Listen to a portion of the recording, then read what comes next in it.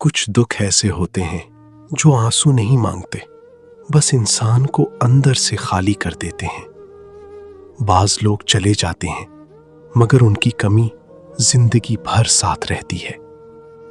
اداس دل کے لیے تسلی کے الفاظ بھی شور لگتے ہیں۔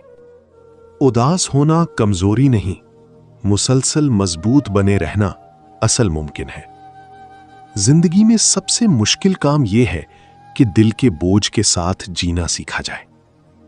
بعض اوقات انسان خود سے اس لیے ناراض ہوتا ہے کہ وہ سب کچھ سہتا رہا۔ اداسی کا شور اندر ہوتا ہے، اس لیے کوئی سن نہیں پاتا۔ اداسی وہ احساس ہے جو انسان کو خود سے آہستہ آہستہ دور کر دیتا ہے۔ کچھ درد اس لیے نہیں جاتے کیونکہ ہم نے انہیں دل میں جگہ دے دی ہوتی ہے۔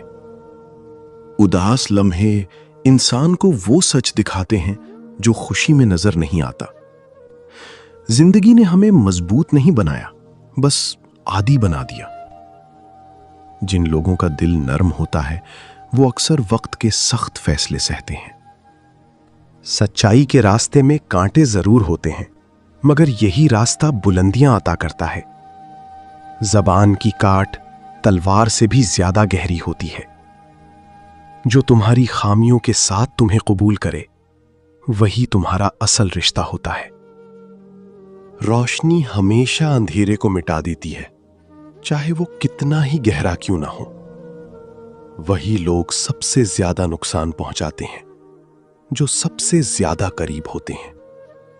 جو صبر کرنا جانتا ہے وہی زندگی میں کامیاب ہوتا ہے۔ سچی محبت وقت نہیں مانگتی، بس احساس مانگتی ہے۔ بعض دفعہ اپنا سکون بچانے کے لیے رشتہ چھوڑنا پڑتا ہے۔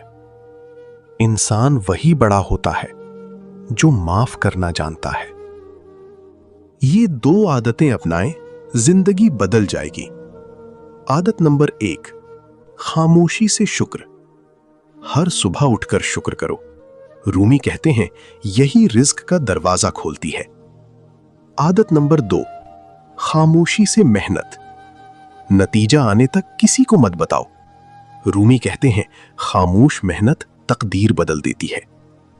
دعاؤں سے رشتہ جوڑ لو، دنیا خود بہتر لگنے لگے گی۔ جو اپنے اصولوں سے پیچھے نہیں ہٹتا وہ زمانے کی آنکھوں میں مقام پا لیتا ہے۔ جو کسی کے سامنے نہیں جھکتا وہ اکثر آسمانوں میں لکھا جاتا ہے۔ خود کو سنوارو، دنیا خود تمہیں سنجیدگی سے لے گی۔